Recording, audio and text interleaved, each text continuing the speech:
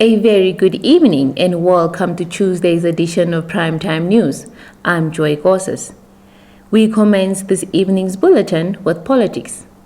The Landless People's Movement, second in command, Henny Sabeb, has taken a swipe at Prime Minister Sarah Guhongwelwa Amadila and stated that she personifies the stealing of public resources at an industrial scale and must relinquish her position or be fired by President Dr. Hage Geingob with immediate effect. The Landless People's Movement LPM, second in command, Henny Sabeb, made these remarks at a media briefing on the purported capture of state institutions by the political elite and other corrupt-related dealings in the country. Sabeb did not mince his words when taking aim at the Prime Minister on Monday. The recent incident, which the party pointed to, is how the Prime Minister's husband, businessman Onesmus Tona Amadila, allegedly accessed loans in excess of 180 million Namibian dollars from the Development Bank of Namibia at the expense of hundreds of ordinary Namibians. The way they got money, the loans and so on. And again, the issue of the Development Bank of Namibia is a sufficient ground for you, out of your own moral conscience, if you are a Christian, to resign. And if you compare us, because Namibia likes comparing itself, when things are good, we are part of the global community. Now, in Western countries, when somebody, even if your son or your daughter commits a crime, you as a public official is forced to resign. There are a lot of skeletons that politicians are holding against each other in Swabo. So, Geingob, as you said, until he is presented with concrete evidence, will only want to act or out of an embarrassment. The Premier released a statement on Friday dismissing claims that her husband was being favoured by the bank. On his part, Amadila equally refuted the report, saying, "I am sincere in my business dealings. I always aim to do what is right." Queried about the Prime Minister's fate on Monday, presidential spokesperson Dr. Alfredo Hengari could not comment on the matter. The City of Windhoek's acting chief executive officer, George Mayumbelo, has said the city cannot control the influx of about 10,000 people who move to the city every year for better opportunities. The budget was presented to the public after being approved by the Ministry of Urban and Rural Development. Mayumbelo said the land problem, especially in the informal settlement, is caused by the influx of people migrating from other towns and rural areas to the city every year to seek better opportunities like education, jobs and businesses because the capital offers those opportunities better than any other town in the country. Therefore, if other towns can offer the same opportunities, then the pressure on Windhoek would be less. He added that the city is capable of addressing the land issue, but resources are scarce. Therefore, other towns should step up and create opportunities for their residents, which will in turn ease the pressure on the city because people will not move to Windhoek in search for the same services they can get in their own towns. City of Windhoek Strategic Executive for Finance and Customer Service Jenny Kamela presented the approved budget of over 5 million Namibia dollars, which will be divided among various departments in the city, and 55 million Namibia dollars of the budget will go towards the informal settlement upgrade of affordable housing pilot project, which includes land servicing. Still with the City of Windhoek, the acting chief executive officer highlighted the need for reviewing the city's policy on writing off the debt of pensioners and vulnerable people as the exercise is unsustainable. City of Windhoek Acting Chief Executive Officer George Muyombelo has said in 2018 the city wrote off debts of pensioners and vulnerable people worth over 100 million Namibia dollars, and it is planning to do the same early next year for the current financial year of 2021-2022, but the exercise is costly and needs to be reviewed.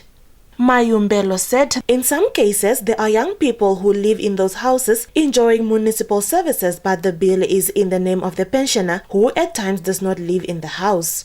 The pensioner might be elsewhere, maybe in the rural areas. There are also genuine cases, but it is also not sustainable. He also announced that the city police department is not happy with the country's justice system as it keeps granting bail to repeat offenders, a situation that hampers crime-fighting efforts. At the same occasion, the city's strategic executive of infrastructure, water and technical services Ludwig Narib said pipe bursts are reported almost every week. He said the pipes have reached their lifespan and needs to be replaced, but the municipality lacks the funds to do so. Moving on to neighboring Zambia, the copper-rich country's newly elected leader, Hakainde Hichilema, assumed office today after a comprehensive election victory, hailed as a rare triumph over authoritarianism and a milestone in African democracy.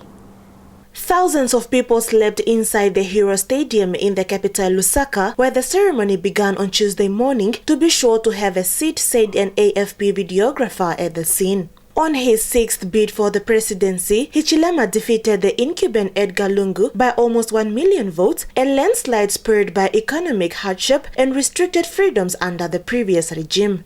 The victory is the 17th opposition win in sub-Saharan Africa since 2015. It occurred despite restricted campaigning and suspected rigging in favor of Lungu's party. Lungu and his rival were neck and neck in both 2016 polls and a 2015 snap election. But the incumbent's popularity was sapped by unsustainable infrastructure spending that plunged the copper-rich Southern African nation, over 18 million inhabitants, into debt default. The local kwacha currency plummeted and inflation rose over 24%, rendering basic goods unaffordable in a country where more than half the population lived in poverty before the pandemic. Zambia becomes only the second country in Southern Africa in recent years to transfer its presidency to an opposition candidate after Malawi in 2020. Josephine Simeon, Nampa News. Stand by for your top roundup.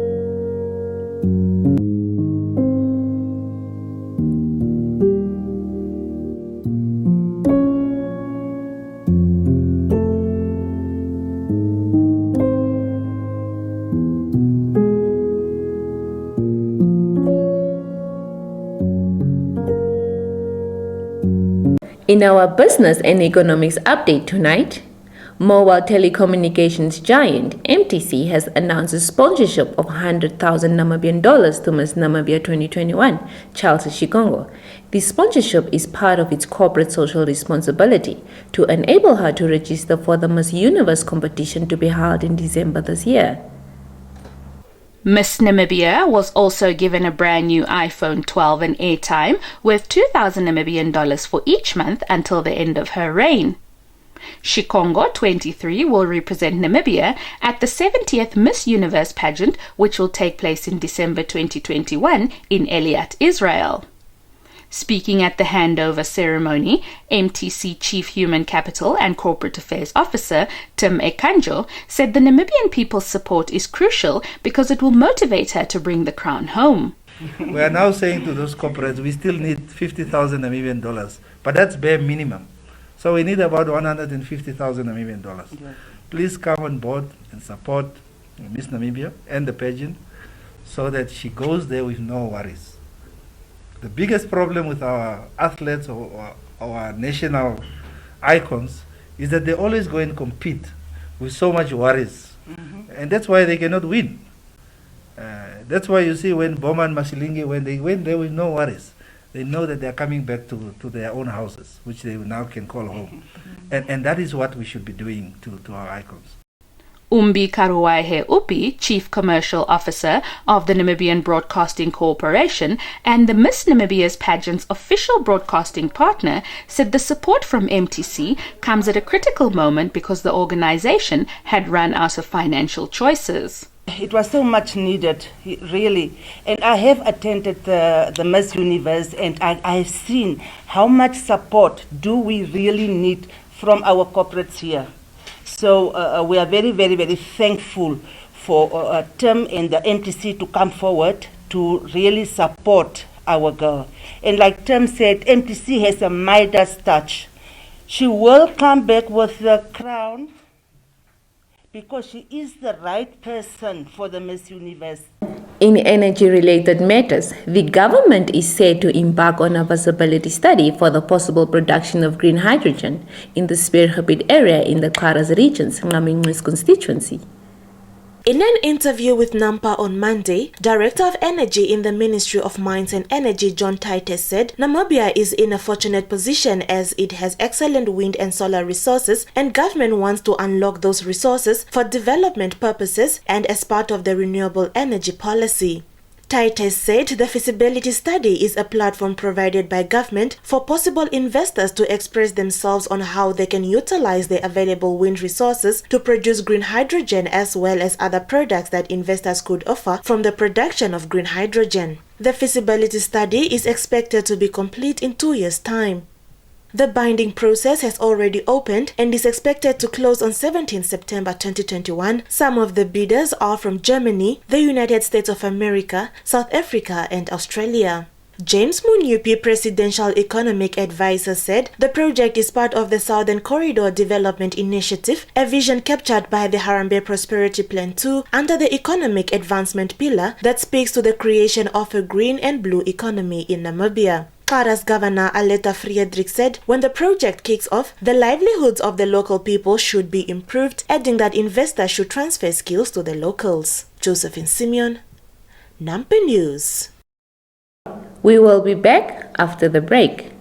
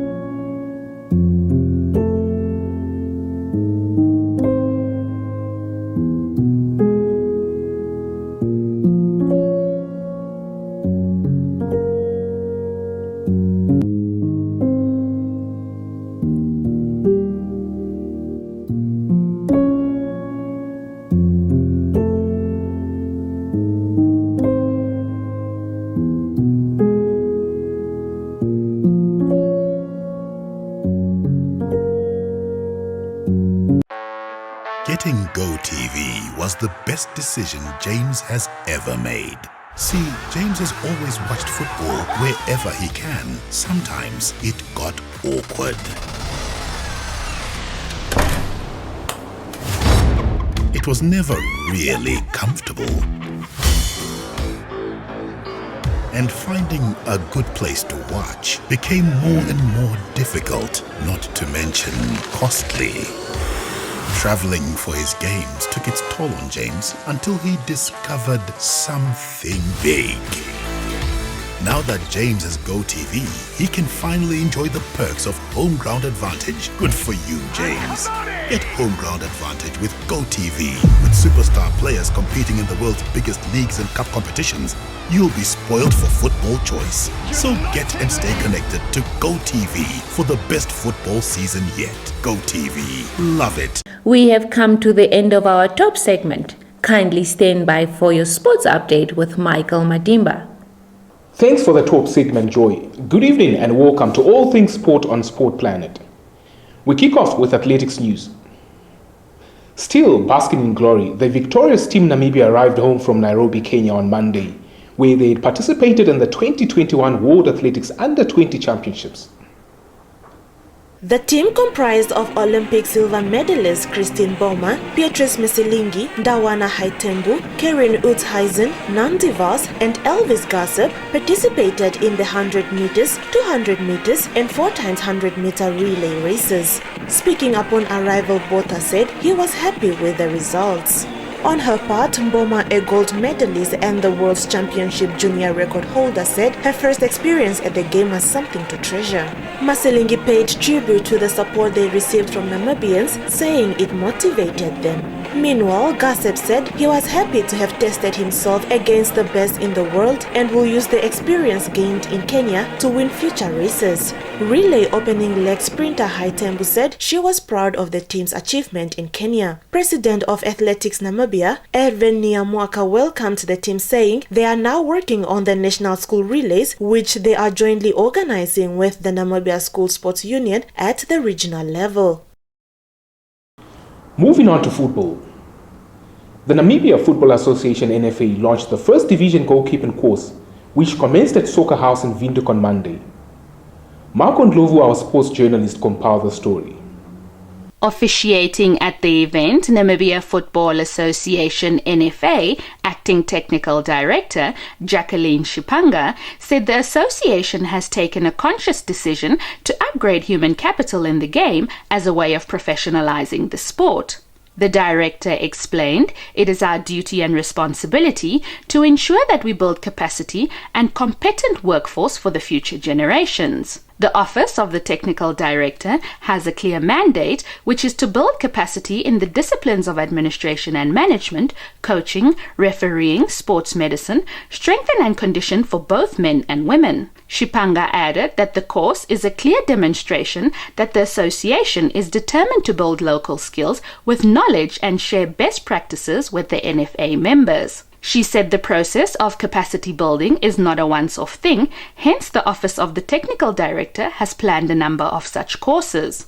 The director further noted that the objectives of the course are twofold, namely building capacity and increasing the pool of instructors that will further train other goalkeepers in the regions. Course facilitator Ronnie Canalelo, a former 11 Arrows Mamelodi Sundowns and Brave Warriors goalkeeper, noted that a lot of work needs to be done in order to identify future goalkeepers. The course will run until Friday with participants drawn from all 14 regions' First Division teams.